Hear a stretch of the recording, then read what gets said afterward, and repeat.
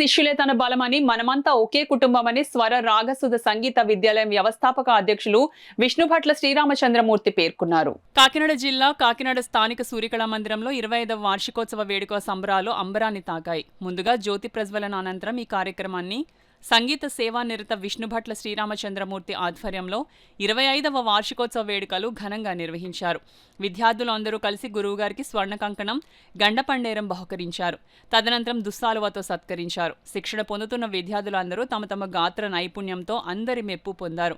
ఈ సందర్భంగా తురగ సూర్యారావు, శేషకుమారి దంపతులు విష్ణుభట్ల శ్రీరామచంద్రమూర్తిని ఘనంగా సన్మానించారు.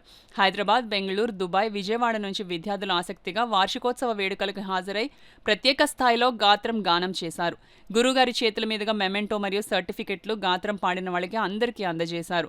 ఈ వేడుకలో తురగా సూర్యారావు, శేషకుమారి మనమరాళ్లు, తురగా వెంకట సత్యసాయి సుబ్బారావు, రామలక్ష్మి కూతుర్లు, చిరంజీవి, తురగా వెంకటశేష సాహితి, తురగా సూర్య, అపర్ణ, సౌమ్యలు తమ గాత్రంతో సభికులను ఉత్తేజపరిచారు. మాస్టర్ విష్ణుభట్ల శ్రీరామచంద్రమూర్తి సర్టిఫికెట్లు అందజేసి, మొమెంటోలు అందజేసి ఆశీర్వచనాలు తెలిపారు. ఈ సందర్భంగా గురువు శ్రీరామచంద్రమూర్తి మాట్లాడుతూ, నా శిష్యులే నాకు బలం, మనమంతా ఒకే కుటుంబం అని పేర్కొన్నారు. ఈ కార్యక్రమంలో విద్యార్థులు మరియు తల్లిదండ్రులు అధిక సంఖ్యలో పాల్గొన్నారు.